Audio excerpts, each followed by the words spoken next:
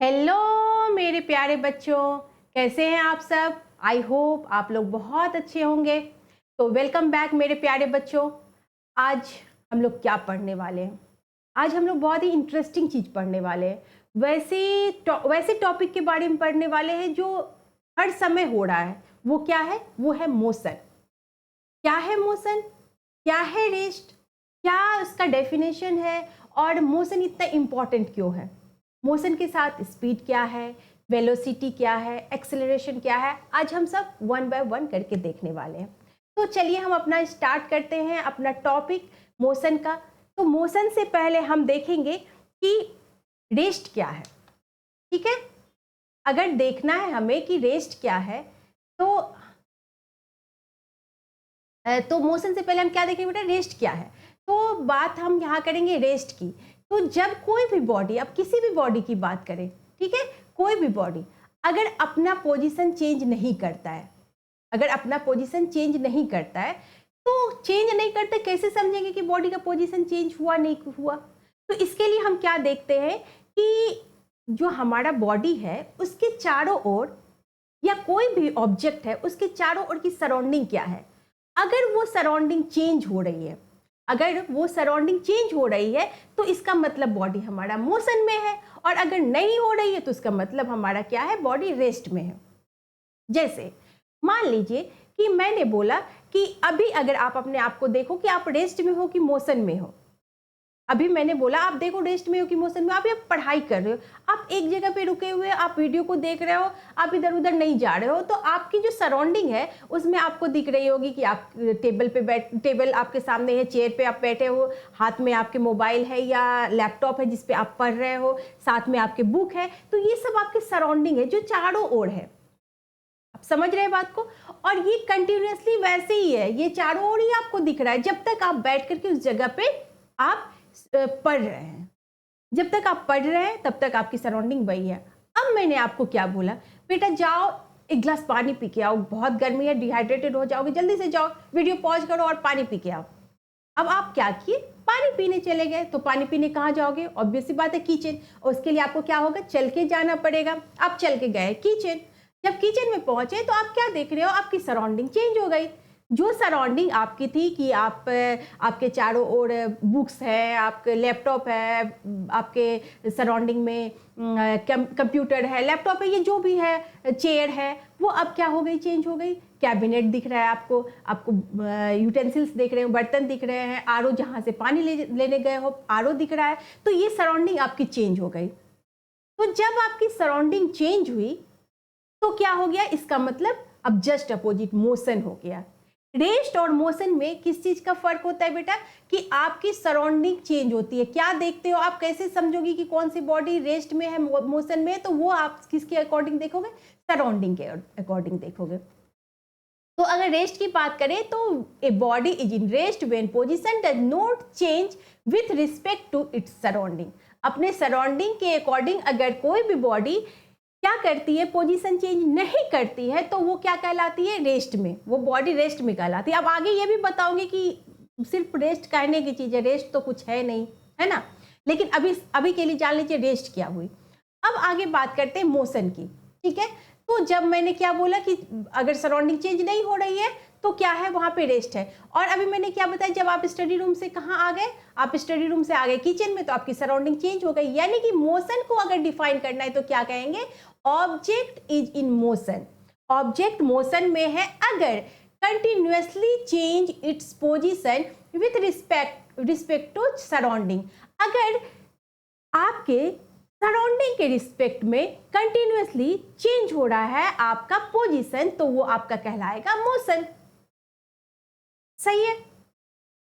अब एक बात कहते हैं, अब आपके बुक में जब आप एनसीईआरटी पढ़ेंगे तो आपको लिखा हुआ है रेफरेंस पॉइंट। ठीक है, अब यहाँ पे रेफरेंस पॉइंट लिखा हुआ, तो रेफरेंस पॉइंट क्या है? मैंने अभी सराउंडिंग बोला, उसके बदले यहाँ पे रिस्पेक्ट टू रेफरेंस पॉइंट भी हो सकता है कहीं कहीं। अब आपको इससे घबराना नहीं है कि ज्योति मैम आपने तो बताया था सराउंडिंग, यहाँ रेफरेंस पॉइंट दिया हुआ है। दोनों एक ही चीज है बेटा। जब मैंने अभी आपको बोला कि आप स्टडी रूम में बैठे हो तो आपके चारों ओर देखो बेटा क्या है, तो आपने बोला कि मैम मैं चेयर पे बैठा हूँ। तो मेरे चारों ओर में चेयर है, टेबल है, लैपटॉप है, ये है, वो है। मैंने बोला चलो ठीक है, एक पॉइंट मानो, एक चीज क्या आपके हैं, तो मैंने आपने बोला चेयर पे मैम बैठा हूँ मैम, तो चेयर को मैंने रेफरेंस पॉइंट मान लिया। अब जब आप वहां से उठ के किचन गए तो क्या वो चेयर आपके पास है, आपके साथ साथ चल के जा रहा है? नहीं, कहाँ जा रहा है, नहीं जा रहा है मैम, वो तो वहीं पे है। तो इसका मतलब वो चेयर आपके लिए रेफरेंस पॉइंट हुआ कि वहां से चेयर छोड़ करके, चेयर नहीं है, अभी आपका रेफरेंस पॉइंट क्या था, चेयर था, चेयर के पास आप थे। अब आपका पोजीशन चेंज हो गया, वो कैबिनेट के पास आ गया, ये यूटेंसिल के पास है, किचन में जो भी चीज है, एक चीज को आप मान लीजिए। वहां पे आप चारों ओर की चीजों को नहीं देखना, किसी एक चीज को आप मान लीजिए। तो जब एक को लेके चलते तो रेफरेंस पॉइंट। अब इसी को एक तरह से ऐसे बता रहे, मान लीजिए बेटा कि आप चल रहे हैं कहाँ, एक रोड पे चल रहे हैं, आप रोड पे चल रहे हैं, ठीक है। अभी रोड पे चलते चलते आप थक गए तो क्या किया आपने, एक ट्री के पास आप जाकर के खड़े हो गए। तो जब आप खड़े हुए तो उस समय आपका पोजीशन क्या हो गया, रेस्ट का पोजीशन, और अभी आपके लिए रेफरेंस पॉइंट क्या हो गया, ये ट्री आपका रेफरेंस पॉइंट हो गया। अब आपने बोला नहीं नहीं लेट हो रहा है, मुझे तो घर भी जाना। अब आप यहाँ से यही सड़क पे चलते चलते कहाँ पहुंचे, इसी रोड पे चल चल के कहाँ आप पहुंच गए, एक जगह जहाँ पे क्या लगी हुई है, ट्रैफिक लाइट लगी है। जहाँ पे क्या लगी हुई है बेटा, ट्रैफिक लाइट लगी हुई है। अब ये ट्रैफिक लाइट के पास आप आ गए, आपका रेफरेंस पॉइंट क्या हो गया, चेंज हो गया। ये जो आपका भी ये चारों ओर, आप मतलब चारों ओर ने जो रेफरेंस पॉइंट में आपको क्या दिख रहा था, ट्री दिख रहा था, उस ट्री के बाद अब आपका क्या हो गया, ट्रैफिक लाइट हो गया। समझ रहे बात को? तो रेफरेंस पॉइंट आपका चेंज हुआ है, इसका मतलब बॉडी मोशन में है। तो रेस्ट और मोशन में यही फर्क होता है, एक में आपका क्या होता है, सराउंडिंग चेंज होता है, दूसरे में सराउंडिंग चेंज नहीं होता है। जब सराउंडिंग चेंज नहीं हुआ तो दैट मीन्स रेस्ट, पोजीशन आपका रेस्ट है और दूसरी तरफ मोशन है। लेकिन अगर मैं बेटा सच बताऊं तो कोई भी बॉडी अगर है वो रेस्ट में हो ही नहीं सकती है। अब ऐसा क्यों मैम, अभी तो आपने बोला रेस्ट और मोशन, क्योंकि रेस्ट और मोशन जो है उसकी जो स्टेट होती है वो रिलेटिव होती है। अगर हम इस पृथ्वी यानी कि हम अर्थ पे हैं तो आपको क्या पता है कि अर्थ जो है अपने एक्सिस पे भी रोटेट करता है और सन के चारों ओर भी घूमता है। ये तो आपको पता है, सबको पता है, बचपन से ही हम पढ़ते आ रहे हैं कि रोटेशन होता है, हमारे अर्थ का रोटेशन है क्योंकि वो अपने एक्सिस पे भी रोटेट कर रहा है और सन के चारों ओर भी वो घूम रहा है। तो जब ऐसा है कि हमारी पृथ्वी जिस पे हम खड़े हैं वही घूम रही है तो हम कैसे रेस्ट में हो सकते हैं? चलिए ये तो बहुत बड़ी बात होगी मैम, में नहीं समझ में आ रहा है, कोई बात नहीं। अब आप ऐसे समझिए, ठीक है, हम लोगों ने प्लान बनाया, मैंने बोला बेटा एक काम करते हैं, हम लोग सब कोई चलते हैं कहीं घूमने के लिए। अरे मैम ठीक है, बहुत अच्छा, घूमने वाली बात पे तो सब बच्चे खुश हो जाते हैं, चलो मैम घूमने चलते, ठीक है। तो जब हम घूमने निकले तो अभी आप क्या बोलोगे कि मैम अब घूमने जाएंगे तो बस करना पड़ेगा, हम लोग बस से चलेंगे। मैंने बोला ठीक है बेटा बस करते हैं। हम लोग बस पे बैठ गए। जब घूमने के लिए बस चल पड़ी, स्टार्ट हुई, हम लोगों ने मस्ती की, थोड़ी देर के बाद हम थक गए, सब अपने अपने सीट पे जाके आप लोग बैठ गए, ठीक है, बैठ गए। अब जब हम लोग एक साथ सब कोई अपने अपने सीट पे बैठे हैं तो मैं देख रही हूँ आपको, आप सीट पे बैठे हैं तो मेरे लिए आपका क्या हो गया, पोजीशन वो रेस्ट का। आप मुझे देख रहे हो, मैम तो आराम से बैठ गई, मैम लगता है थक गई है। मैंने बोला बच्चे थक गए, सब आराम से बैठे हैं। मैंने क्या बोला, आराम रेस्ट में बैठे हुए हैं। तो हम लोगों के लिए, एक दूसरे के लिए हम लोग क्या हो गए, रेस्ट पोजीशन पर हो गए। लेकिन जो मेरे क्लास के बच्चे नहीं हैं, जो मेरे से नहीं पढ़ रहे, मैं उसको नहीं ले जा रही हूँ ट्रिप पे मजाक कर रही हूँ, तो वो बच्चे बाहर से देख रहे हैं, अरे ये बस जा रही है, ये तो लगता है ज्योति मैम के बच्चे सारे, ज्योति मैम सबको ट्रिप पे ले जा रही है। वो बाहर से देख के बोल रहे हैं ये लोग सब जा रहे हैं, यानी उनके लिए हम क्या हो गए, मोशन में। जो बाहर से बस को चलते हुए देख रहे हैं उनके लिए हम भी मोशन में हैं। बात आ गई समझ में? और जब वो बच्चे क्या कर रहे हैं, जब हम एक दूसरे को देख रहे हैं तो हम लोग आपस में देख रहे हैं कि हम लोग तो रेस्ट पोजीशन पे है। सेम इसी तरह जब हम जाते कहीं ट्रेन से, तो ट्रेन पे बहुत सारे लोग बैठे होते हैं हमारे साथ, ऐसा तो नहीं है कि अकेले ही हम ही होते, नहीं। तो जितने लोग बैठे हुए हैं, या जब टिकट चेकर आया चेक करने के लिए, तो उसके लिए हम क्या है, रेस्ट पोजीशन पे। वो आएगा, अब बोलेगा कि मैम आप दिखाओ अपना टिकट, या सर अपना टिकट दिखाइए। तो वो क्या होता है, उनको पता चल रहा है कि ये सारे रेस्ट पे हैं। तो इस तरह से, और जो बाहर से देख रहा है, जो वहीं पे कहीं खड़ा है ट्रेन के बाहर, जो ट्रेन पे जा नहीं रहा है तो वो ट्रेन के बाहर खड़ा है, तो वो ट्रेन को चलते देख रहा है, तो उनके लिए हम क्या हो गए, मोशन में। इसीलिए कहा जाता है बेटा the state of rest and motion is relative. अब मैंने क्या कहा बेटा कि जो अब हमारी धरती वो घूम रही है, पृथ्वी घूम रही है, तो जो एलियन है वो हमें देख रहे हैं, वो बोलेंगे जो धरती पे रहते हैं वो तो हमेशा घूमते ही रहते, पता नहीं वो कैसे है, वो तो शांति नहीं रहते, वो तो घूमते रहते हैं। तो उनके लिए हमारा पोजीशन क्या हो गया, उनके लिए हमारा पोजीशन मोशन का हो गया। तो समझ गए मोशन क्या होता है बेटा, जब कंटिन्यूसली चेंज होता है पोजीशन में रिस्पेक्ट टू सराउंडिंग या रिस्पेक्ट टू रेफरेंस पॉइंट। तो टाइम के साथ जैसे, और वहां पे क्या होगा, टाइम भी चेंज होगा ना, टाइम के साथ कुछ टाइम तक यहाँ, कुछ टाइम में जैसे जैसे टाइम के साथ आपका सब कुछ सराउंडिंग चेंज हो रहा है, आपका रेफरेंस पॉइंट चेंज हो रहा है, तो इसका मतलब मोशन में नहीं चेंज हो रहा है। आपने क्या किया, आप 8 बजे पढ़ने बैठे और 9 बजे तक आप अपने स्टडी रूम में ही है, तो 1 घंटे तक आप जब वहां से गए ही नहीं तो आप रेस्ट पोजीशन में हो। एक दूसरे के लिए हम लोग रेस्ट पोजीशन में, और लेकिन दूसरी तरफ मैंने क्या बात की कि रेस्ट एंड मोशन जो है वो उनका स्टेट जो होता है एक दूसरे से रिलेटिव है। कैसे, क्योंकि जो बाहर से देख रहे हैं, जो एलियन देख रहे हैं, उनके लिए हम मोशन में है, तो यहाँ पे रेस्ट एंड मोशन की यही बात होती है बेटा। अब अगर बात करें कि लीनियर मोशन क्या होता है, सबसे पहला है उसमें लीनियर मोशन। मोशन कई तरह के होते हैं, जिसमें सबसे पहले हमें पढ़ना है लीनियर मोशन क्या होता है। ठीक है, तो लीनियर मोशन की अगर बात करें बेटा, तो ये body moving in straight line, जब कोई भी बॉडी क्या होती है, स्ट्रेट लाइन में मूव करती है बेटा। जैसे आप यहाँ पे देख सकते हैं कि जो हमारा ये कार है, अगर हम इस कार को देखें तो ये क्या हो रही है, एक स्ट्रेट लाइन पे चले जा रही है, यानी कि ये क्या हो गया, लीनियर मोशन, यानी कि body moving in a straight line, तो वो हमारा क्या हो जाता है, लीनियर मोशन। जब हम कभी हाईवे पे, जब कार से तो सब घूमने जाते हैं, सब पापा चलो चलो छुट्टी है घूम के आते हैं, पापा मम्मी के साथ चले गए निकलने, तो जब हम हाईवे पे पहुंचते हैं बेटा, तो क्या देखते हैं, हाईवे पे सारे कार जो है वो अपने एक लाइन में जा रहे होते हैं, एक लाइन में जा रहे होते, तो वो एक स्ट्रेट लाइन में ही कार चली जाती है, तो वो हो क्या हो गया बेटा, लीनियर मोशन, यानी कि body moving in a straight line. अच्छा, आप लोगों ने कभी चींटी को देखा है बेटा, नोटिस किया है चींटी को? ये चींटी जो होती है ना, बहुत ही ज्यादा डिसिप्लिन होती है, डिसिप्लिन में होती है। जब आप किसी चींटी को देखिएगा तो वो एकदम एक लाइन बना के ही चलती है, जब तक कि कोई एक्सटर्नल चीज जो उनको कोई परेशान ना करे, मतलब आप जाके अब वहां पे पैर मार दिए तो वो चींटी फिर इधर उधर हो जाएगी, अदरवाइज वो एकदम एक लाइन में चलते रहती है। तो वो भी क्या है, लीनियर मोशन। आपने मार्च पास्ट होते हुए देखा है ना, मार्च पास्ट आप लोग के स्कूल में, सबके स्कूल में होता है, क्या करते हैं, सब एक लाइन में चलते हैं, एकदम एक सीधी लाइन बना करके, तो वो भी क्या होगी, moving in a straight line, यानी कि लीनियर मोशन हो गई। तो लीनियर मोशन क्या होगी, अगर बात करें कि कोई भी बॉडी अगर एक स्ट्रेट लाइन में चल रही है तो उन्हें हम लीनियर मोशन कहेंगे, कोई दिक्कत नहीं। अब है कि अच्छा एक बात बताइए, जब मोशन होगा, मैंने क्या बोला, मोशन, अगर मोशन होगा तो जब आप एक जगह से दूसरे जगह जा रहे हैं तो कुछ ना कुछ पाथ तो ट्रेवल करते होंगे ना, आप पाथ ट्रेवल होती होगी, मतलब किसी रास्ते पे चलते होंगे। अगर घर में भी चले, आप स्टडी रूम से किचन तक गए तो एक रास्ता आपने कुछ दूरी तय किया, कुछ आपने रास्ता तय किया, कुछ लेंथ, पाथ का लेंथ होगा, वो क्या होता है। तो उसी पे अब बात करते हैं बेटा डिस्टेंस की। डिस्टेंस क्या होती है बेटा, डिस्टेंस की बात करते हैं। डिस्टेंस होता है बेटा total length of actual path, total length of actual path travel by an object, किसी भी ऑब्जेक्ट के द्वारा जो टोटल लेंथ ऑफ पाथ होता है। जैसे मैंने बोला, एग्जांपल से समझिए, मैंने बोला कि आप स्कूल, घर से स्कूल जा रहे हो, तो आपके घर से स्कूल की दूरी है 2 किलोमीटर, ठीक है। अब आप स्कूल से निकल के बोले कि मार्केट जाना है हमें, अब मार्केट की डिस्टेंस आपकी 1 किलोमीटर, फिर मार्केट से आप चले गए अपने फ्रेंड के घर, उसकी दूरी है आपकी 1.5 किलोमीटर, ठीक है।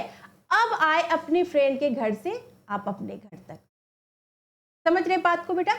आपने क्या किया, पहले गए, यहाँ पे आपका स्कूल है तो आप स्कूल चले गए, स्कूल से आप कहाँ गए, मार्केट गए, यहाँ पे आपका मार्केट है, मार्केट गए, और मार्केट से आप चले गए अपने फ्रेंड के घर, और फ्रेंड के घर से आप कहाँ आए, अपने घर आए। अब यहाँ से आपके फ्रेंड से आपके घर की डिस्टेंस 3 किलोमीटर हो गई, मान के चलिए।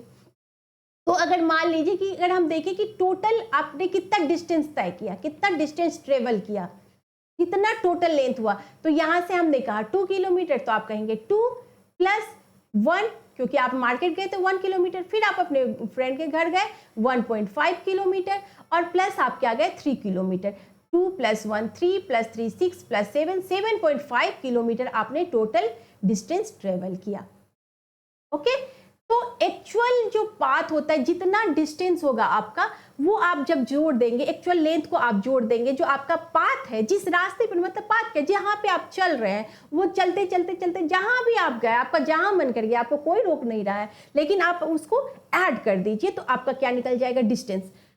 अब इसमें आपको ये देखना ही नहीं आप ईस्ट जा रहे हैं, आप वेस्ट जा रहे हैं, आप नॉर्थ जा रहे हैं, आप साउथ जा रहे हैं, आपको कोई मतलब नहीं है। मतलब मैंने सिर्फ बोला आप यहाँ से गए, यहाँ से गए, वहाँ से गए, मैंने बस इतना बोला, मैंने ईस्ट वेस्ट नॉर्थ साउथ कुछ भी आपको नहीं बताया। तो ये क्या हो गया हमारा डिस्टेंस, जहाँ पे क्या है कि टोटल लेंथ है, जो पाथ ट्रेवल कर रहे हैं उसका total length regardless of direction. आपने यहाँ पे क्या कहा, डायरेक्शन की बात नहीं की बेटा, आपने डायरेक्शन की बात नहीं की। अगर डायरेक्शन की बात नहीं करते हैं तो ये हमारा क्या होता है, रिगार्डलेस ऑफ डायरेक्शन, मतलब डायरेक्शन के बिना ही अगर हम बात करते हैं टोटल लेंथ की, किसकी टोटल लेंथ बेटा, जो पाथ आपने ट्रेवल की है, तो वो हमारी क्या हो जाती है बेटा, डिस्टेंस हो जाती है, डिस्टेंस हो जाती है। ठीक है, समझ में आ गई, ये तो छोटी सी चीज है।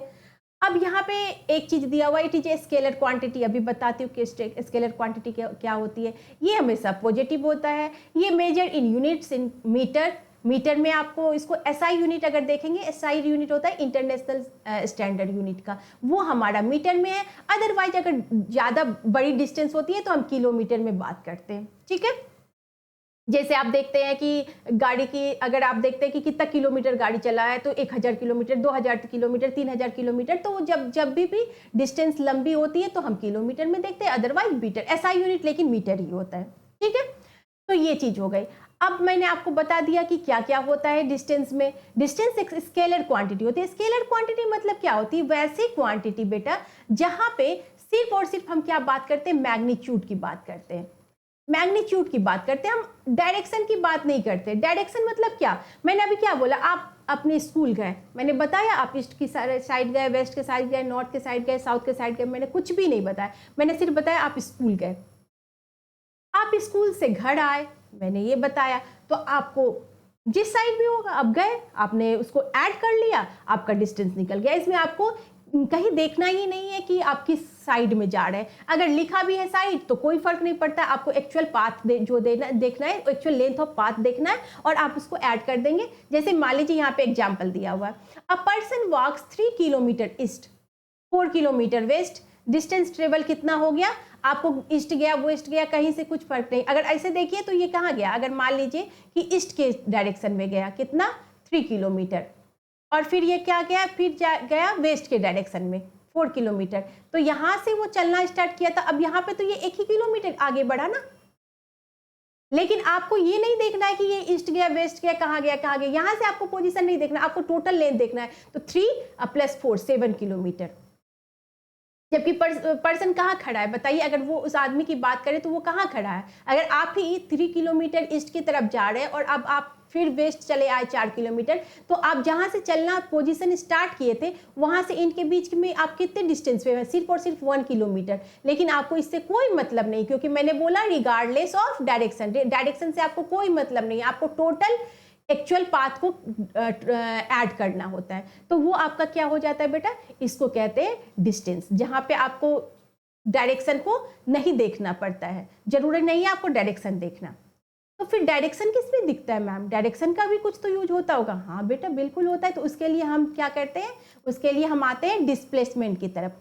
डिस्प्लेसमेंट की बात करें, डिस्प्लेसमेंट क्या होता है बेटा, shortest distance between the initial position and the final position of an object।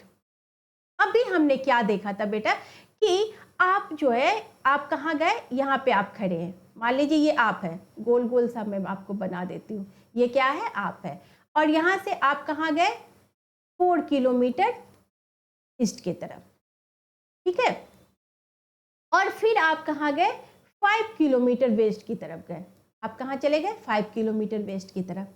अब आपका पोजीशन कहाँ था बेटा, यहाँ आप थे, ये पोजीशन आपका था, ये पोजीशन पे आप खड़े थे। अब यहाँ से आपका कितना डिस्टेंस हुआ, 1 किलोमीटर, 1 किलोमीटर। तो ये आपका जो डिस्टेंस हुआ, जो शॉर्टेस्ट डिस्टेंस है, वो आपका क्या हो जाएगा, displacement. The shortest between the initial position, यानी कि इनिशियल पोजीशन आपकी ये थी, अब आप इधर गए, फिर इधर से आप इधर आ गए, तो फाइनल पोजीशन आपकी कहाँ हो गई, यहाँ। अब आप जो है यहाँ आ गए, तो ये दोनों के बीच की दूरी कितनी है, 1 किलोमीटर।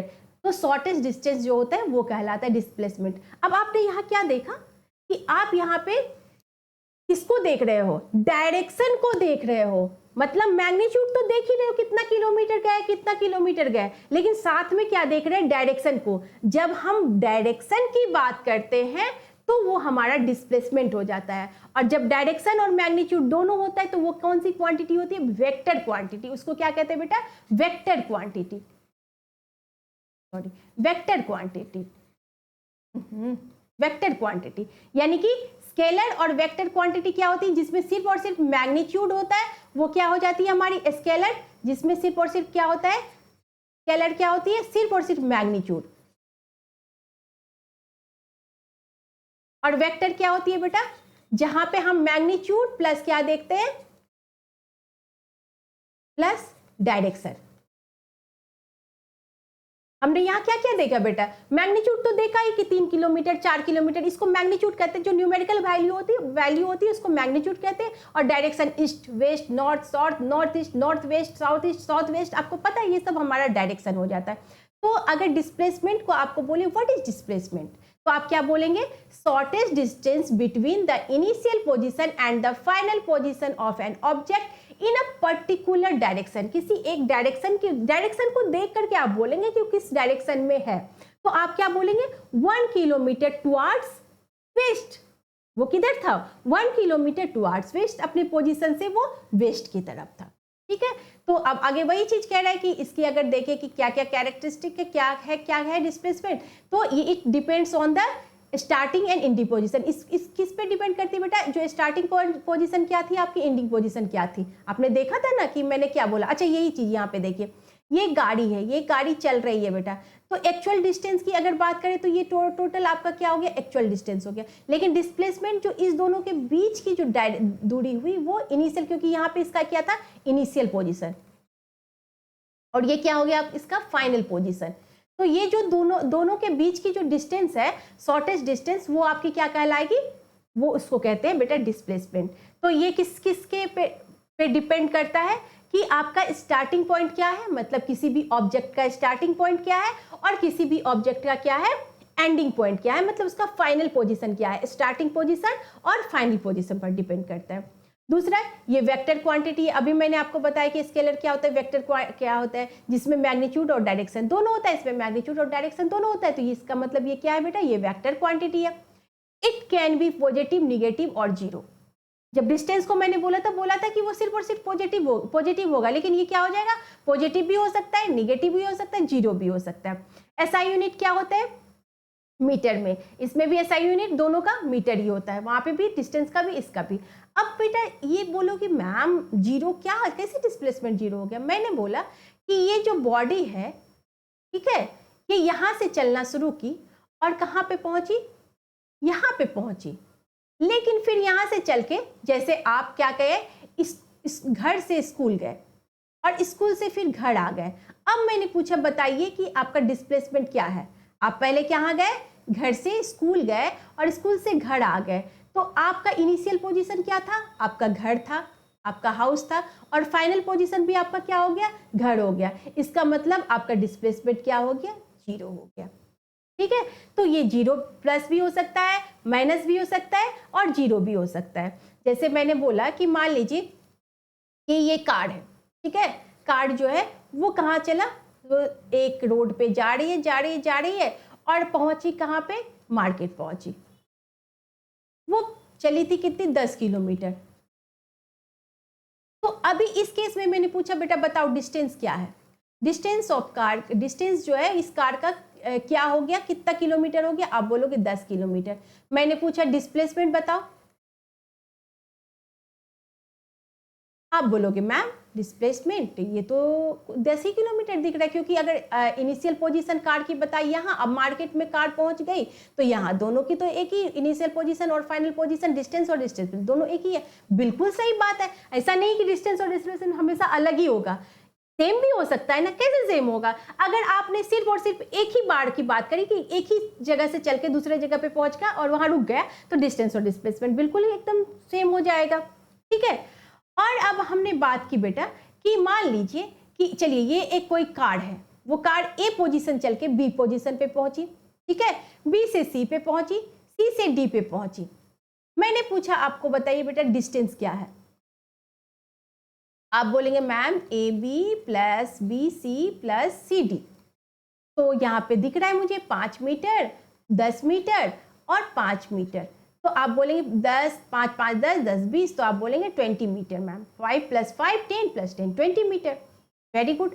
इस समय आपको पूछा मैंने डिस्प्लेसमेंट बताओ बेटा।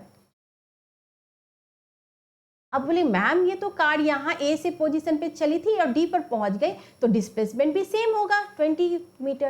मैंने बोला बिल्कुल सही बेटा, आपने बहुत सही बोला। अब मैंने क्या बोला कि फिर ये कार जो है डी से सी पे चली आई। ध्यान से समझिए, ये कार डी पोजीशन से सी पोजीशन पे चली आई। अब बताइए बेटा डिस्टेंस क्या होगा? समझिए बात को ध्यान से। अब आप बोलेंगे ma'am A B plus B C plus C D plus फिर से सी डी या डी सी आप बोल दीजिए क्योंकि उल्टा जा रहा है।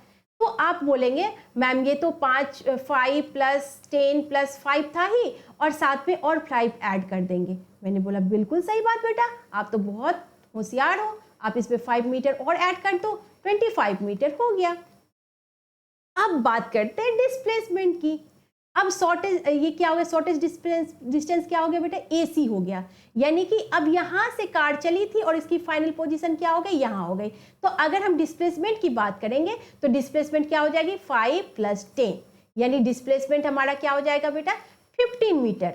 देख रहे हैं यहाँ पे डिस्टेंस बढ़ा लेकिन डिस्प्लेसमेंट क्या हो गया, घट गया। फिर से इसको हम क्या करते हैं, बी पोजीशन पर ला देते हैं। ध्यान से समझिए, फिर से मैंने बी पोजीशन पर ला दिया। अब आपको बोलेंगे कि बेटा डिस्टेंस बताइए, आप फिर और 10 ऐड कर देंगे क्योंकि एक्चुअल पाथ तो वो कवर कर रहा है। यहाँ से फिर यहाँ गया, यहाँ से इस पे गया, फिर इस पे से इस पे गया, तो वहां पे आप 10 और ऐड कर देंगे, यानी कि यहाँ पे आपका 35 मीटर हो गया। लेकिन अगर डिस्प्लेसमेंट की बात करेंगे तो ये और घट गया, ये कहाँ पहुंच गया, डिस्प्लेसमेंट अभी आपका क्या हो गया 5 मीटर हो गया। अब ये फिर से बी पोजीशन से ए पोजीशन पर आकर के रुक गई। अब मैंने यहाँ डिस्टेंस पूछा, आप इसमें क्या करोगे 5 मीटर और ऐड कर दोगे, आपका टोटल डिस्टेंस हो जाएगा 40 मीटर। आपने क्या कर दिया 5 और ऐड कर दिया क्योंकि एक्चुअली तो फिर और ऐड होते जाएगा। लेकिन डिस्प्लेसमेंट बोले तो बेटा क्या हो जाएगा, अब डिस्प्लेसमेंट इसकी क्या हो जाएगी, इस पोजीशन पर 0 डिस्प्लेसमेंट, 0 वैल्यू क्या हो जाएगी बेटा 0। अब समझ में आ गया, बहुत अच्छे से समझ में आ गया होगा कि डिस्प्लेसमेंट क्या होती है, डिस्टेंस क्या होती है और कैसे डिस्प्लेसमेंट 0 हो जाता है और डिस्टेंस 0 नहीं होता है। हाँ, तो डिस्प्लेसमेंट कब 0 होता है बेटा, जब जिस पोजीशन से वो चलना स्टार्ट किया था, मूवमेंट स्टार्ट हो गया था और उसी पोजीशन पे आ गया। आप घर से स्कूल गए तो आपकी डिस्टेंस और डिस्प्लेसमेंट दोनों इक्वल होगी कि आप 5 किलोमीटर घर से स्कूल गए। लेकिन जब आप स्कूल से घर वापस आ गए तो आपकी डिस्टेंस तो डबल हो जाएगी, 2 टाइम्स हो जाएगी। 5 किलोमीटर जाना, 5 किलोमीटर आना, 10, लेकिन डिस्प्लेसमेंट क्या हो जाएगी उसके केस में 0 हो जाएगी। समझ रहे हैं बेटा? तो डिस्टेंस और डिस्प्लेसमेंट में क्या क्या अंतर है, क्या क्या डिफरेंसेस है, अगर इसको देखें तो क्या क्या डिफरेंस है बेटा कि the actual length of the path covered by a moving body irrespective of direction in which body moves. किस डायरेक्शन में बॉडी मूव कर रही है हमें इससे कोई भी मतलब नहीं है, हमें सिर्फ क्या देखना है कि टोटल कितना उसने पाथ लेंथ कवर किया है। अब यहाँ पे शॉर्टेज डिस्टेंस, यही सिर्फ चीज जो बता चुके हैं वही आपको लिखना है। कंटेन्स ओनली मैग्नीट्यूड, मैंने बताया आपको डायरेक्शन रिगार्डलेस डायरेक्शन होता है, मतलब उसमें आपको डायरेक्शन नहीं देखना होता है, इसमें डायरेक्शन भी होती है, मैग्नीट्यूड के साथ डायरेक्शन भी। और जब ये होती है कि सिर्फ मैग्नीट्यूड होती है तो इसको स्केलर क्वांटिटी कहते हैं, इसको वेक्टर क्वांटिटी कहते हैं। The distance travel by moving body can not be 0, ये 0 कभी नहीं होगी। ऐसा नहीं है कि आप 0 डिस्टेंस कह सकते, 0 कभी नहीं होगी। क्यों नहीं होगी, क्योंकि आप अगर चाहे किसी भी पोजीशन पर चले, जिस पोजीशन पर चले उसी पोजीशन पर आप आके रुक गए, तो टोटल जो डिस्टेंस होगी वो हमेशा दोनों का एडिशन होगा।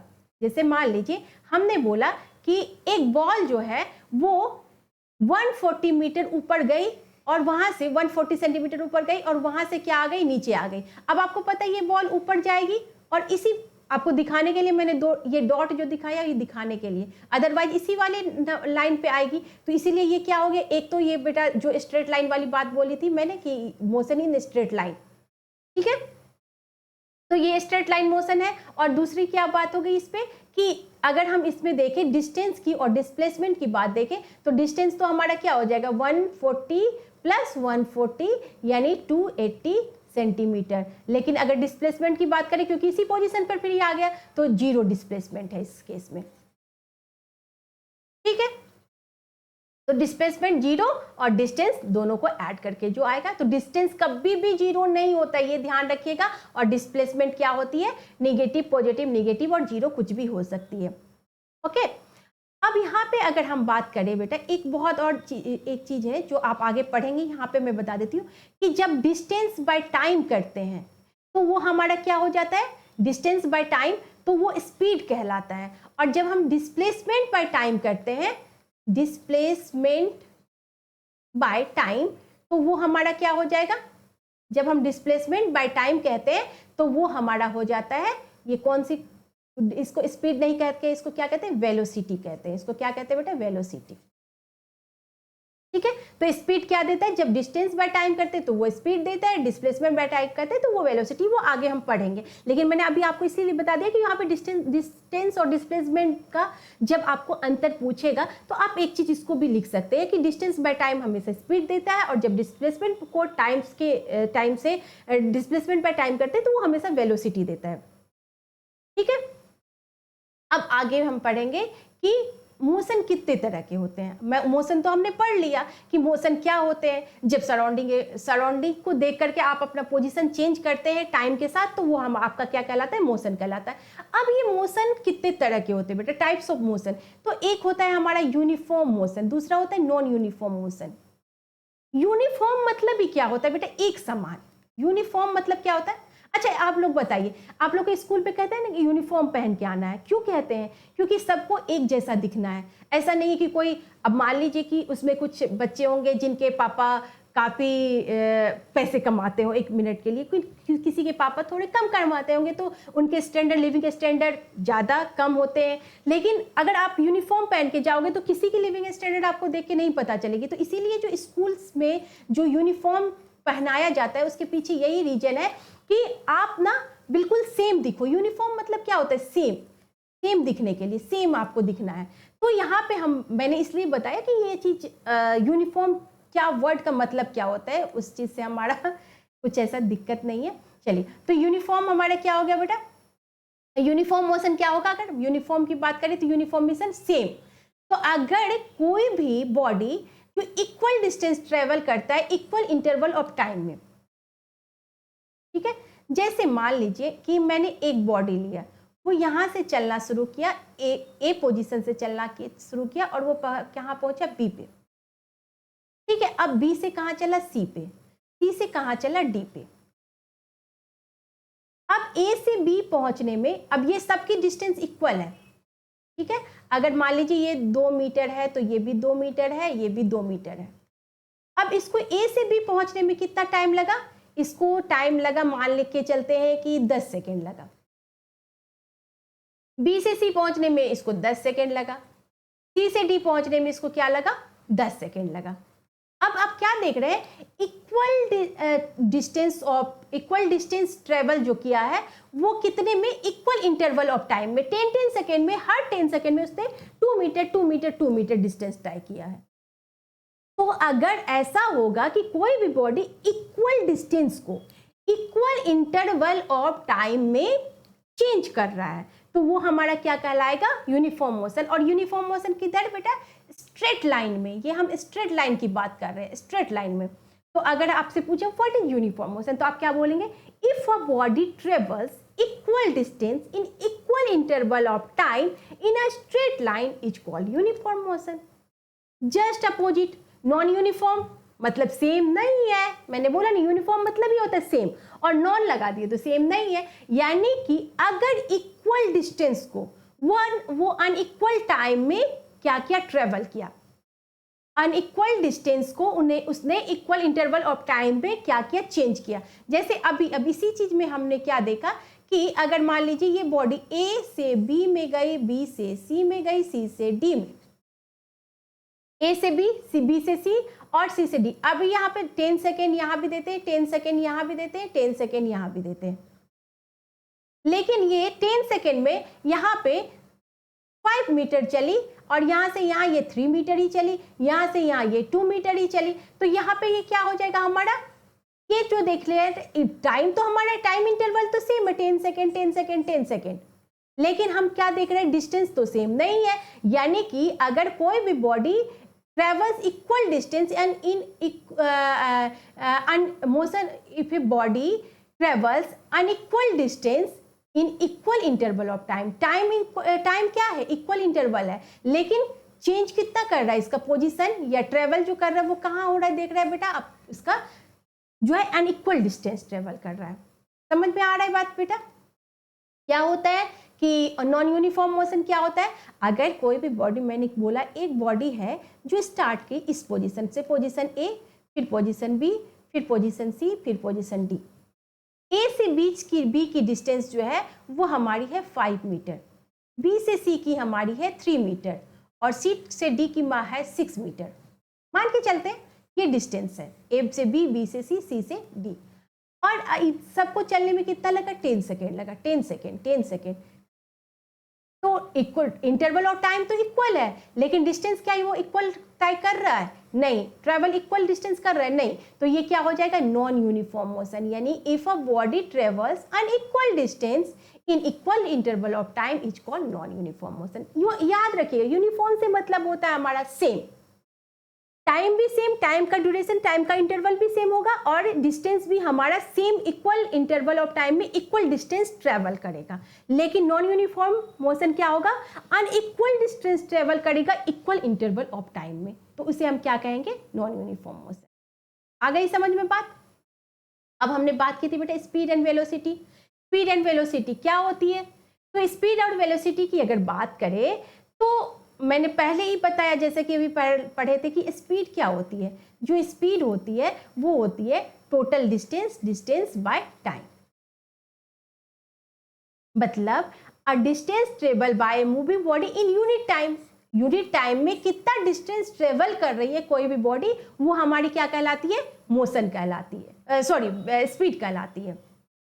समझ में आ रहा है कि स्पीड क्या होती है, the distance travel bye a moving body in unit time. अब ये क्या डिस्क्राइब करती है बेटा, ये रेट ऑफ मोशन। ऑब्वियस ही बात है ना, रेट ऑफ मोशन क्या हुआ कि ये क्या रेट से मोशन हो रहा है। स्पीड हम बोलते हैं ना 20 किलोमीटर पर आवर, तो किसको डिस्क्राइब किया, रेट ऑफ मोशन, कितना क्या मोशन है उसका, 20 किलोमीटर पर आवर। एक गाड़ी जो है एक आवर में 20 किलोमीटर चल रही है, तो ये क्या है, उसकी स्पीड है। तो ये क्या होता है, ये आपका कहलाता है describe the rate of motion. Speed को हम क्या कहते हैं, ये स्पीड क्या होती है, जब कोई भी बॉडी ट्रेवल करती है किसी भी डिस्टेंस में यूनिट टाइम में, कितने, मतलब अगर आप 1 मिनट में कितना डिस्टेंस ट्रेवल कर रहे हो, 1 सेकेंड में कितना डिस्टेंस ट्रेवल कर रहे हो, 1 आवर में कितना डिस्टेंस ट्रेवल कर रहे हो, तो यूनिट टाइम में आप कितने डिस्टेंस को ट्रेवल कर रहे हो, ये आपकी कहलाती है बेटा स्पीड। स्पीड के यूनिट अगर बात करें, यूनिट क्या होगी, तो यूनिट क्या होती है, एसआई यूनिट होती है मीटर पर सेकेंड, लेकिन आपको पता है किलोमीटर पर आवर, अगर लॉन्गेस्ट डिस्टेंस को लेते हैं तो किलोमीटर पर आवर में भी दिखाते हैं, लेकिन एसआई यूनिट हमेशा मीटर पर सेकेंड होती है। एवरेज स्पीड किसे कहते हैं बेटा, स्पीड की तो बात हम समझ गए कि यूनिट टाइम में कोई भी बॉडी जितना डिस्टेंस ट्रेवल करेगा उसे कहते हैं स्पीड। लेकिन अगर हम बताएं कि एवरेज स्पीड क्या होगी, तो एवरेज स्पीड का मतलब होता है कि द एवरेज स्पीड क्या होती है बेटा, कि the average speed distance covered by body per unit time is known as the average distance. किसी भी जो बॉडी है वो कितना एवरेज डिस्टेंस तय कर रही है और किस पे, बॉडी पर यूनिट टाइम में, पर यूनिट टाइम में वो कितना एवरेज डिस्टेंस तय कर रही है उसे कहते हैं एवरेज स्पीड। एवरेज स्पीड निकालने के लिए क्या करेंगे, टोटल डिस्टेंस देखेंगे कि यहाँ से यहाँ, यहाँ से यहाँ, यहाँ से यहाँ जाने में इसको कितना टाइम लगा, तो वो कितना डिस्टेंस उसने कवर किया, टोटल डिस्टेंस देख लेंगे और इतना जाने में इसको टाइम कितना लगा। जैसे कि हमने पहले देखा था ना कि यहाँ से यहाँ जाने में 5 मीटर गया, 3 मीटर गया, 6 मीटर गया, इस तीनों को ऐड कर लेंगे, टाइम को भी ऐड कर लेंगे, तो ये हमारा क्या निकल जाएगा, एवरेज स्पीड निकल जाएगा। कितना टोटल डिस्टेंस ट्रेवल करता है और कितना टाइम उस डिस्टेंस को ट्रेवल करने में लगता है, टोटल टाइम, वो हमारा क्या कहलाता है बेटा, एवरेज स्पीड कहलाता है। चलिए अब क्वेश्चन से देखेंगे ना तो आपको ज्यादा अच्छे से समझ में आएगा।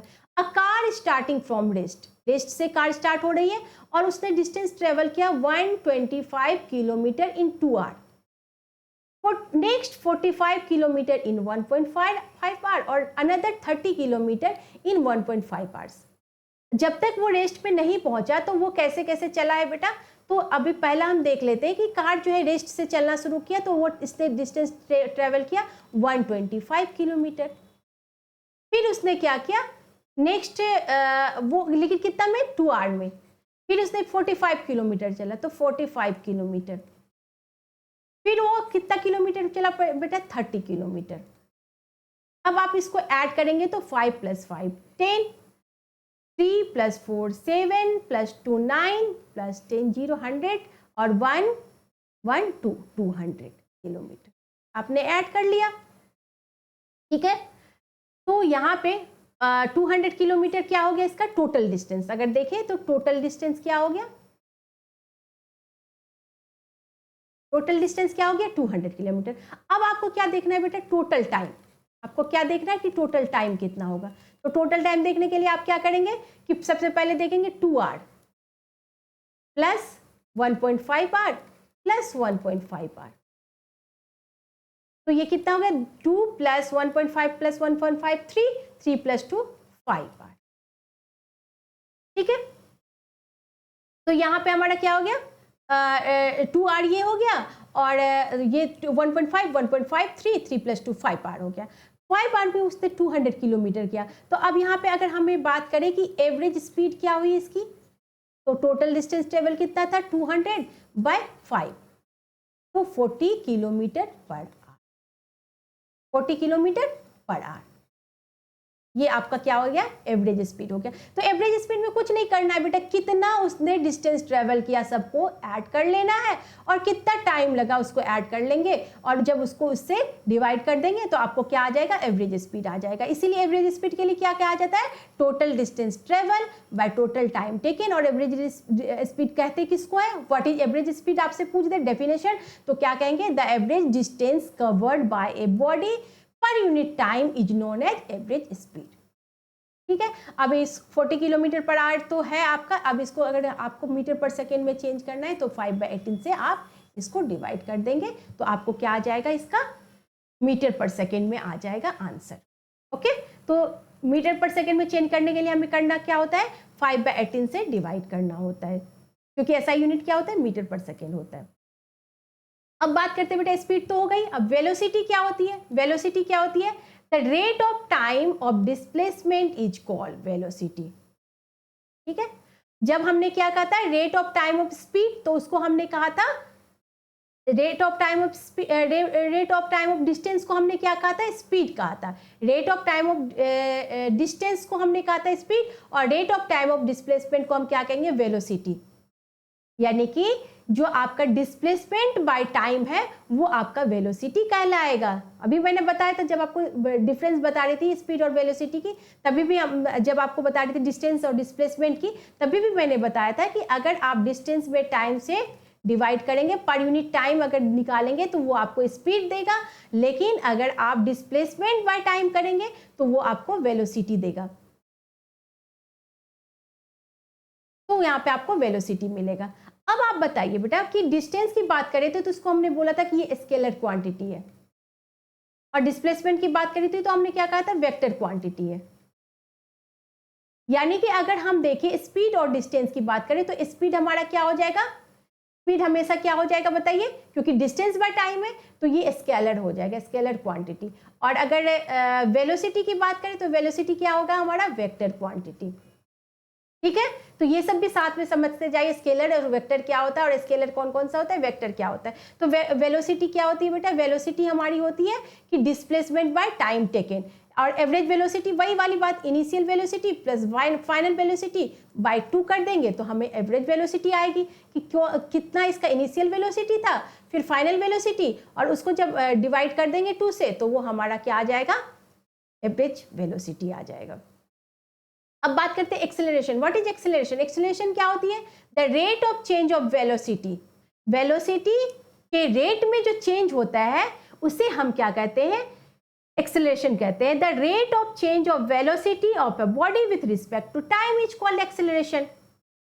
यानी कि किसी भी बॉडी का जो फाइनल जो बॉडी है वो चल रही है तो उसका जो इनिशियल वेलोसिटी होगा और फाइनल वेलोसिटी होगा वो देखेंगे हम, और उससे किससे डिवाइड करेंगे, कितने टाइम में ये चेंज हो रही है। यानी कि जो आपकी जो ये वेलोसिटी है वो चेंज हो रही है, वो कितने टाइम में चेंज हो रही है, वो हमारे क्या कहलाएगा, acceleration. The rate of change of velocity of a body with respect to time. Time interval में जो बॉडी है उसकी वेलोसिटी में कितनी चेंज हो रही है वो हमारे क्या कहलाती है बेटा, एक्सेलरेशन कहलाती है। यानी कि अगर हम देखें कि final velocity minus initial velocity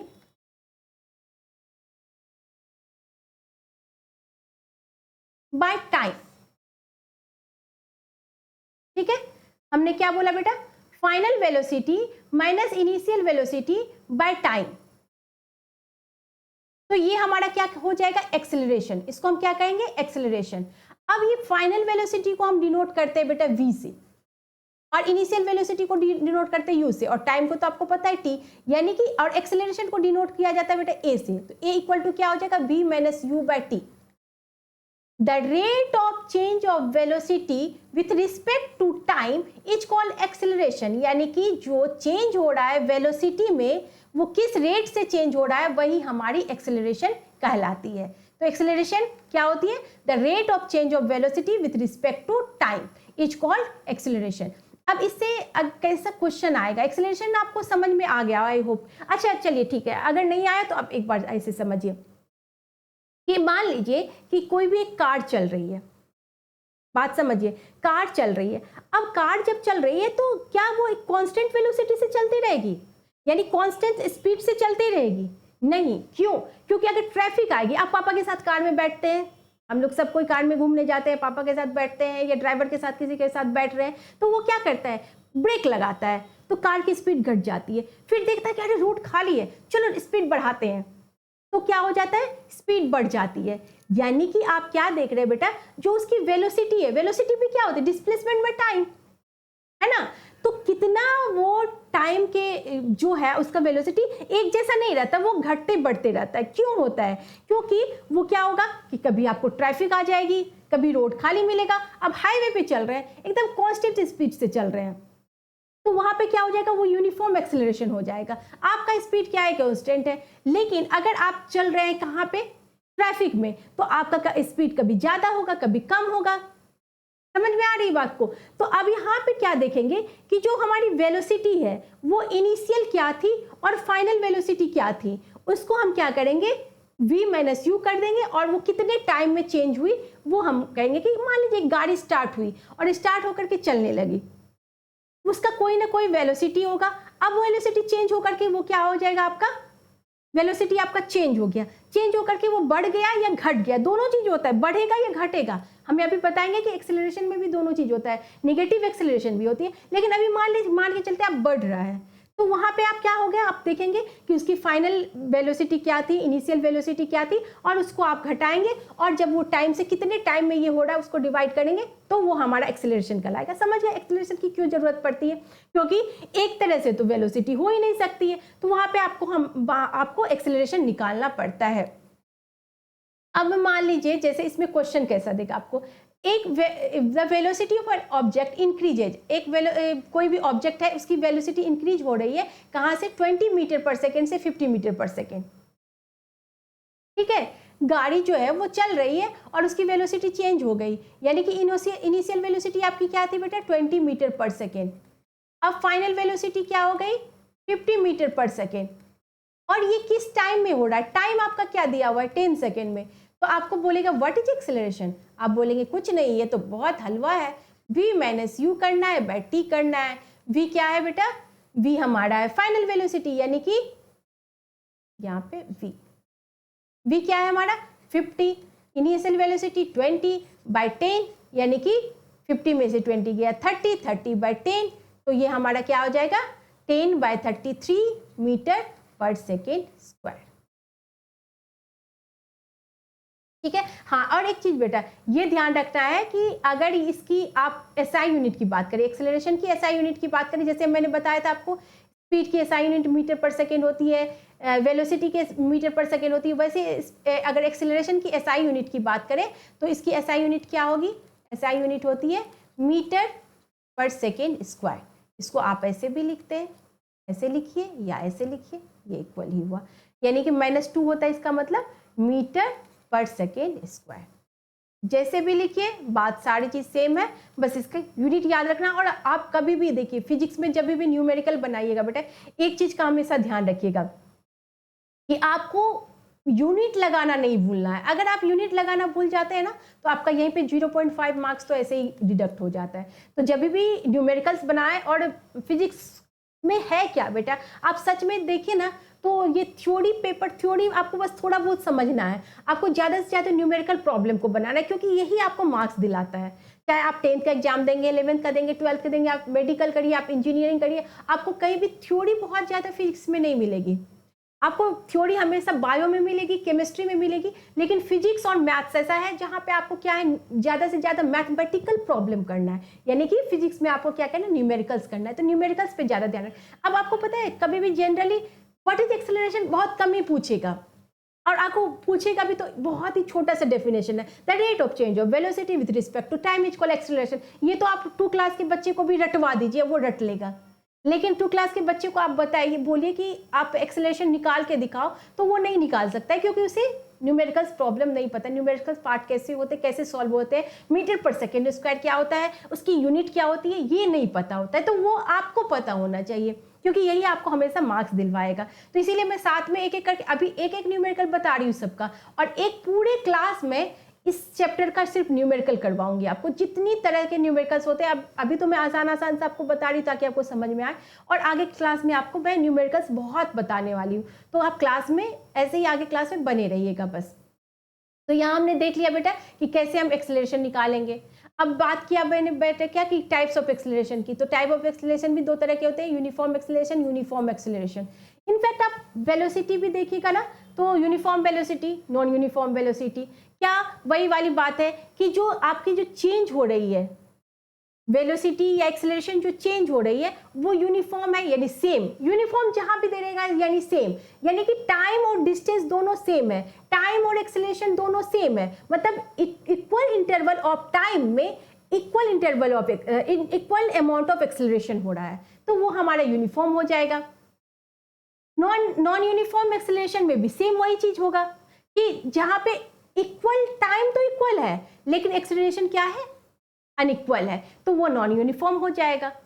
तो यही चीज हमारा वेलोसिटी में भी आएगा, यहाँ भी uniform speed, uniform velocity, uniform acceleration दिया रहेगा। आपको टाइम क्या रखना है, टाइम सेम रखना है, और आपको जो भी यूनिफॉर्म वेलोसिटी दिया है तो आपको वेलोसिटी के बारे में बताना है, आपको स्पीड दिया है तो स्पीड के बारे में बताना है, आपको मोशन दिया है तो मोशन के, जैसे यूनिफॉर्म मोशन भी हमने किया था, तो हमने क्या बोला था यूनिफॉर्म मोशन के बारे में कि इक्वल इंटरवल टाइम्स में डिस्टेंस कितना ट्रेवल करता है। ऐसे ही आपको क्या, अगर वेलोसिटी पूछ देगा तो आप वेलोसिटी बता देंगे, अगर आपको एक्सेलरेशन पूछ देगा तो आप एक्सेलरेशन उसमें देंगे।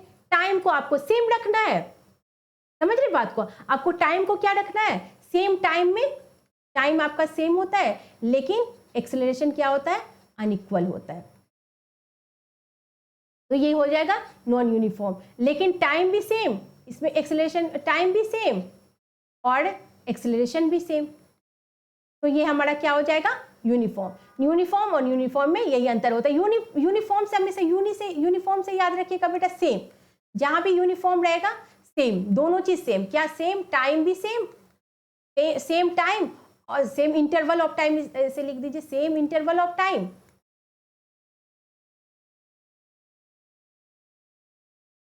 Same interval of time. और यूनिफॉर्म होगा तो क्या हो जाएगा, सेम। क्या सेम, अगर एक्सेलरेशन है तो एक्सेलरेशन सेम, स्पीड है तो स्पीड सेम, वेलोसिटी है तो वेलोसिटी सेम। और नॉन यूनिफॉर्म होगा तो क्या हो जाएगा, अनइक्वल, क्या जो भी दिया रहेगा वो, और एक्सेलरेशन दिया है तो एक्सेलरेशन, और टाइम क्या करेंगे आप, सेम कर देंगे, टाइम दोनों में सेम रहेगा। तो इस तरह से रिलेट करके चलिए बेटा, जब रिलेट करके चलेंगे तो आप अपने आप डेफिनेशन रटिए नहीं। मेरे क्लास में मुझे यही कहना बेटा, आप लोग ना रट्टाफिकेशन मत करिए कि रट लिया ऐसे करके पढ़ते जा रहे, नहीं, समझिए, तोड़िए चीजों को, एक तोड़ तोड़ तोड़ तोड़ करके पढ़िए, तो आपको खुद समझ में आएगा कि आपने कहाँ मतलब कहाँ आपको क्या पॉइंट लिखना है, ताकि वो पॉइंट से आपको क्या है कि मार्क्स मिले। मेन अभी आप लोग किस चीज के लिए पढ़ते हैं कि नहीं मुझे क्लास में फर्स्ट आना है, मुझे अच्छा करना है, मार्क्स अच्छा करना है, तो मार्क्स तो अच्छा आए ही, लेकिन कॉन्सेप्ट क्लियर रहेगा तो आगे की क्लास में जब आप जाएंगे, जरूरी नहीं है यार कोई इंजीनियर और मेडिकल भी बने, किसी का टीचर भी बनना सपना होगा, किसी का प्रोफेसर भी बनना सपना होगा। तो आप जितने अच्छे से पढ़ेंगे आप उतने अच्छे से अपने चीजों को और आप आगे के बच्चों को पढ़ा पाएंगे, ठीक है। और मार्क्स के लिए तो अभी जरूरी है ये बेटा, अभी तो सबसे ज्यादा जरूरी होती है मार्क्स कितने आए बेटा, सबकी मम्मी पापा जो है मार्क्स के लिए पूछते हैं, कम आए तो डांट भी लगती है, मार भी लगती है, मैं भी अपने बच्चों को डांटती हूँ, इसमें क्यों एक नंबर कटा तो ये चीजें, चलिए ठीक है, आगे की बात करते हैं बेटा एवरेज एक्सेलरेशन की। सेम वही चीज, एवरेज जहां भी आएगा बेटा आपको क्या करना है, नेट चेंज इन वेलोसिटी देखना है, क्योंकि यहाँ पे क्या होता है, एक्सेलरेशन होता है change in velocity by time, acceleration क्या होता है, change in velocity by time. लेकिन अगर हम एवरेज एक्सेलरेशन की बात करें तो नेट चेंज इन वेलोसिटी, कितना नेट चेंज हुआ है वेलोसिटी में, और उसके बाद उस नेट चेंज होने में टाइम कितना लगा है, वो आपका क्या कहलाता है, एवरेज एक्सेलरेशन। अभी आप नहीं समझे, कोई नहीं, ये क्वेश्चन देखते ही आप तुरंत समझ जाएंगे कि क्या कहना चाह रही है मैम, क्या नेट चेंज इन वेलोसिटी होता है, क्या टाइम टेकन होता है। चलिए एक क्वेश्चन देखते हैं, जब क्वेश्चन के साथ देखेंगे ना तो आपको बहुत अच्छे से समझ में आएगा। एक कार है वो अपनी स्पीड को चेंज कर रही है 12 मीटर पर सेकेंड से 20 मीटर पर सेकेंड, कितने में, 6 सेकेंड में। और वहां पे क्या कर रही है बेटा, वो increase in speed of 28 metre per second. पहले वो कार ने क्या किया, अपने स्पीड को चेंज किया किससे, 12 मीटर पर सेकेंड से 12 पर मीटर सेकेंड से 20 मीटर पर सेकेंड स्क्वायर में, कितने टाइम इंटरवल में, 6 सेकेंड में। फिर उसने इंक्रीज करके बढ़ाया 28 मीटर पर सेकेंड, ठीक है। अब मैंने क्या बोला था यहाँ पे बेटा आपको देखने के लिए, नेट चेंज इन वेलोसिटी, तो आप यहाँ पे क्या लिखेंगे, नेट चेंज इन वेलोसिटी क्या है, यहाँ 12 मीटर पर सेकेंड इनिशियल था और ये खत्म कहाँ हुआ, 28 मीटर पर सेकेंड। ये बीच वाला कितना गया, क्या गया, फिर हो सकता है थर्ड में 20 से 22 जाता है, फिर फोर्थ में 28 से जाता है, आपको उससे कुछ नहीं देखना है, आपको इनिशियल वाला वेलोसिटी देखना है, आपको फाइनल वेलोसिटी। तो नेट चेंज कितना हुआ वेलोसिटी में बेटा, ये 12 मीटर है और ये 28 मीटर पर सेकेंड, यानी कि 28 माइनस 12 कितना आएगा, 8 में से 2 गया 6, 2 में से 1 गया 16, तो यहाँ पे आपका क्या हो जाएगा, 16 मीटर पर सेकेंड। कितना आया, 16 मीटर पर सेकेंड। कैसे आया, समझ में आ गया कि आपने क्या देखा, नेट चेंज कितना हुआ, इनिशियल फाइनल, फाइनल से आपने इनिशियल को घटाया इतना। अब आप यहाँ पे क्या देख रहे हैं बेटा कि ये जो टाइम हो रहा है, ये इसमें कितना टाइम लग रहा है, 12 मीटर से 20 मीटर में इसको 6 सेकेंड लगा था, देन इंक्रीजेज वो 28 मीटर सेकेंड से अनदर में 4 सेकेंड में ये चेंज हुआ था। ये जो है फर्स्ट में क्या हुआ हमारा, 12 मीटर पर सेकेंड से चेंज हुआ आपका कितना, 20 मीटर पर सेकेंड, ठीक है। और इसमें टाइम कितना लगा, कितना टाइम लगा, टाइम लगा 6 सेकेंड का। नेक्स्ट आपको कह रहे हैं कि ये जो 20 मीटर पर सेकेंड है उससे आपका चेंज हुआ वेलोसिटी 28 मीटर पर सेकेंड में, और आपका टाइम यहाँ पे कितना लगा बेटा, अनदर 4 सेकेंड। ये अनदर 4 सेकेंड में ऐसा हुआ, 6 सेकेंड में ये अपना चेंज किया स्पीड, यहाँ से यहाँ पहुंचा, और 4 सेकेंड में फिर ये 20 से 28 पहुंचा, ठीक है। अब यहाँ पे टोटल टाइम कितना लगा बताइए, ये चीज होने में, यानी कि 12 से 28 होने में टोटल टाइम कितना लगा, तो 6 + 4 यानी कि 10 सेकेंड। कितना लगा, 6 + 4 10 सेकेंड। तो जब हम यहाँ पे ये चीज देख लिए कि net change in velocity 16 metres per second और टोटल टाइम 10 सेकेंड, अब ये फॉर्मूला है net change in velocity by total time taken, यानी कि कितना नेट चेंज इन वेलोसिटी हुआ था, बताइए यहाँ पे कितना दिख रहा है आपको, 16 मीटर पर सेकेंड, तो हम यहाँ पे लिखेंगे 16 मीटर पर सेकेंड। और यहाँ पे नीचे में क्या हो जाएगा आपका 10 सेकेंड, तो आप यहाँ पे क्या लिखेंगे बेटा 10 सेकेंड, यानी कि 1.6 एवरेज एक्सेलरेशन पूछ रहा है मीटर पर सेकेंड स्क्वायर।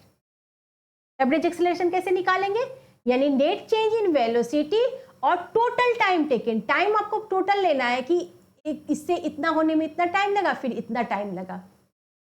समझ में आई बात को? तो हमने क्या देखा कि एक्सेलरेशन तो है, एक्सेलरेशन है rate of change of velocity, आपको एक्सेलरेशन होता है विथ रिस्पेक्ट टू टाइम। अब एक्सेलरेशन में भी दो तरह के होते हैं, यूनिफॉर्म और नॉन यूनिफॉर्म होते हैं। एवरेज एक्सेलरेशन कैसे निकालेंगे, तो जो हमारा स्पीड है या हमारा वेलोसिटी है, नेट चेंज इन, आप यहाँ पे स्पीड के बदले वेलोसिटी भी दे सकते हैं। ये चीज जो स्पीड है इसको वेलोसिटी लिख दीजिए, क्योंकि हम वेलोसिटी की बात करते हैं। ये 12 मीटर से हमारा क्या होता है 20 मीटर, 20 मीटर से 28 मीटर, और स्पीड भी दिया रहेगा तो कोई दिक्कत नहीं है, आपको करना यही चीज है। आपका क्या हो रहा है 28 metre per second, time total देख लेना है। और जो आपको पता है कि एवरेज एक्सेलरेशन क्या होता है, average acceleration equal to net change होता है किसका, वेलोसिटी का नेट चेंज, वो 16 था, ये 10 था, 1.6 मीटर पर सेकेंड स्क्वायर हमारा आंसर आ गया। ठीक है, तो इस तरह के न्यूमेरिकल्स देंगे, आप बना लेंगे, क्योंकि ये तो बहुत आसान है। अब आप बोलेंगे मैम फिजिक्स तो बहुत आसान है, मेरे पास पता है बच्चे जब पढ़ने आते हैं ना तो वो बोलते हैं मैम फिजिक्स का ना थोड़ी पार्ट तो हो जाता है, न्यूमेरिकल्स पार्ट मुझे थोड़ा हार्ड लगता है।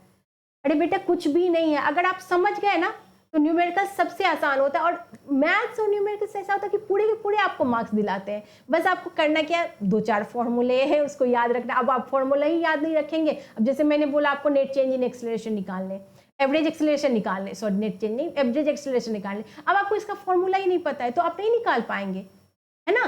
तो इसीलिए फॉर्मूला हमेशा याद रखिएगा तो आपको निकल जाएगा। और चीज़ों को समझिए कि एक्सेलरेशन है तो वो है क्या, वेलोसिटी है तो है क्या, ये कैसे निकालेंगे। अब मैंने क्या बताया था बेटा, एक्सेलरेशन जब मैंने बोला कि देखो वेलोसिटी कंटिन्यूसली इंक्रीज हो रहा है, वेलोसिटी क्या हो रहा है बेटा, इंक्रीज हो रहा है।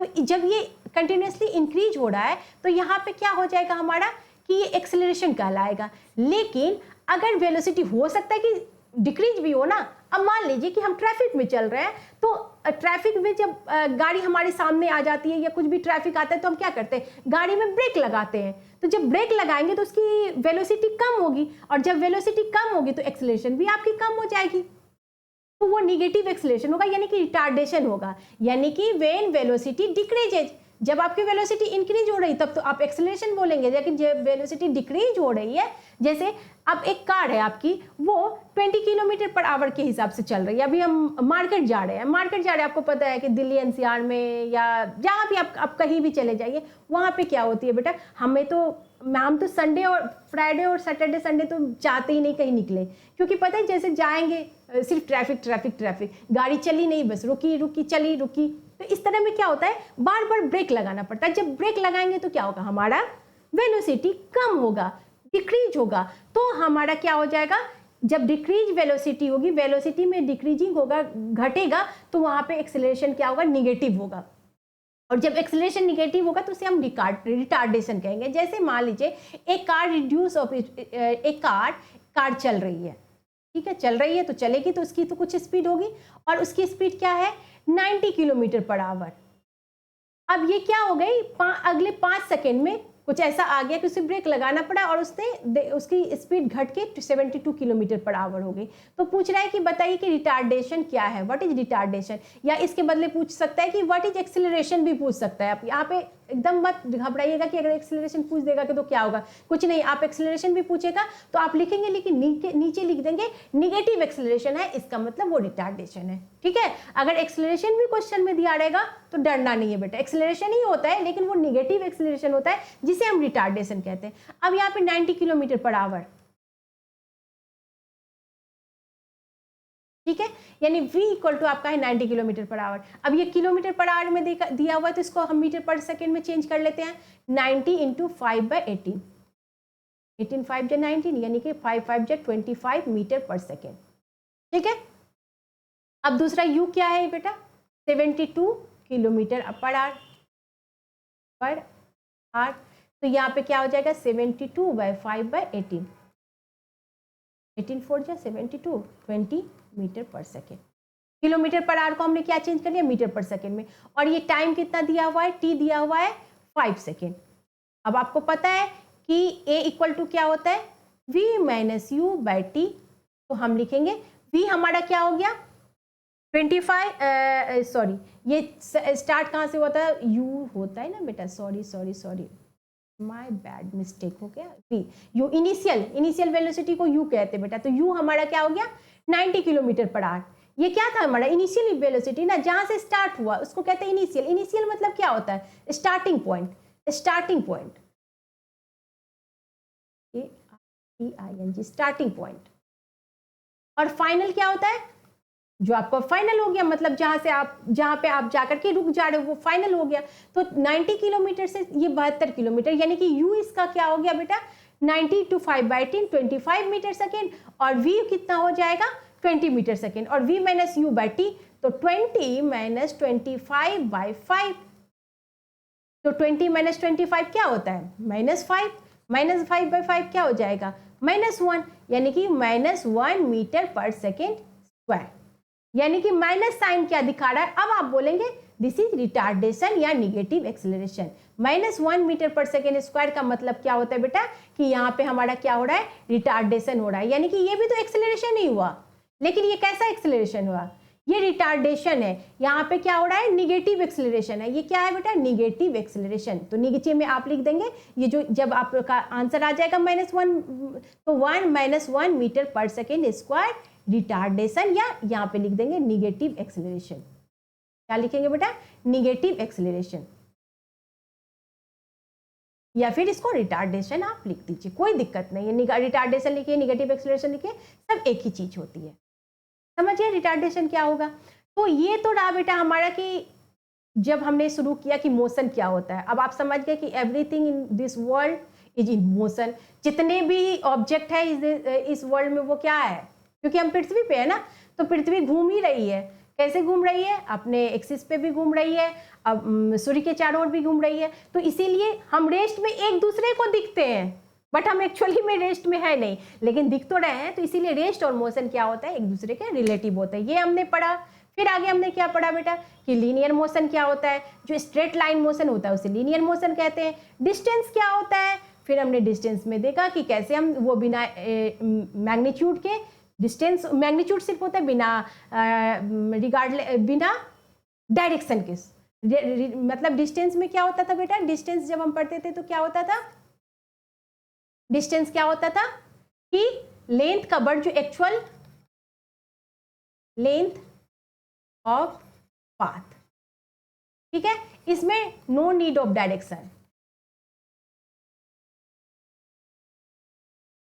लेकिन डिस्प्लेसमेंट क्या होता था बेटा, जहां पे हम क्या देखते थे, डायरेक्शन देखते थे। ठीक है, यहां पे हमने क्या बोला कि डिस्टेंस में आप क्या देखते हैं, सिर्फ मैग्नीट्यूड देखते हैं, और मैग्नीट्यूड देखते हैं, और डिस्प्लेसमेंट पे क्या देखते हैं, मैग्नीट्यूड प्लस डायरेक्शन।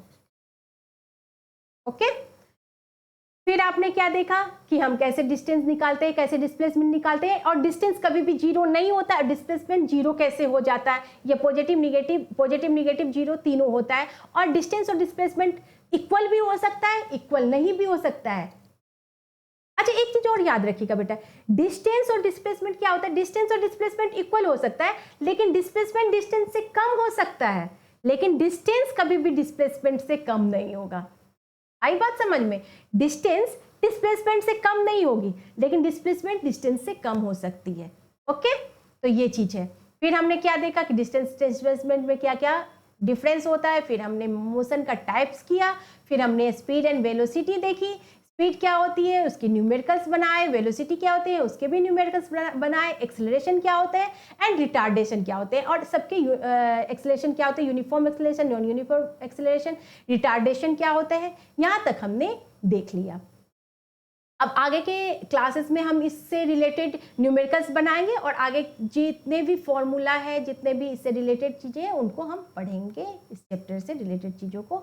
तो आज के लिए बेटा ये काफ़ी है, आप इसको अच्छे से देखिए, समझिए, और आपको आई होप कि कुछ प्रॉब्लम नहीं होना चाहिए मोशन के जो टॉपिक, जहाँ तक मैंने एक्सेलरेशन और रिटार्डेशन तक पढ़ा दिया है। ठीक है। तो आप क्या बेटा ऐसे ही क्लास में बने रहिए। अगर आपको लग रहा है कि आपको मोशन का एक्सीलरेशन तक जो आपने मोशन पढ़ा वो आपका क्लियर हो गया है और आपको ये जो क्लास है वो उससे आपको हेल्प मिल रही है, आपको लग रहा है कि नहीं मैम मुझे जब आपसे मैं पढ़ता हूँ या पढ़ती हूँ तो मुझे बहुत अच्छे से समझ में आ जाती है, तो बेटा आप चैनल को लाइक करिए, सब्सक्राइब करिए, ताकि मैं जो भी वीडियो लाऊं आप तक पहुँचे और आप उस वीडियो को देखें, उस वीडियो को देख करके आप ऐसे ही अपने कॉन्सेप्ट को क्लियर करते रहिए। तो मेरे बच्चों, आप लोग खुश रहिए, हंसते रहिए, मुस्कुराते रहिए, स्वस्थ रहिए, मस्त रहिए। Till then, bye bye class.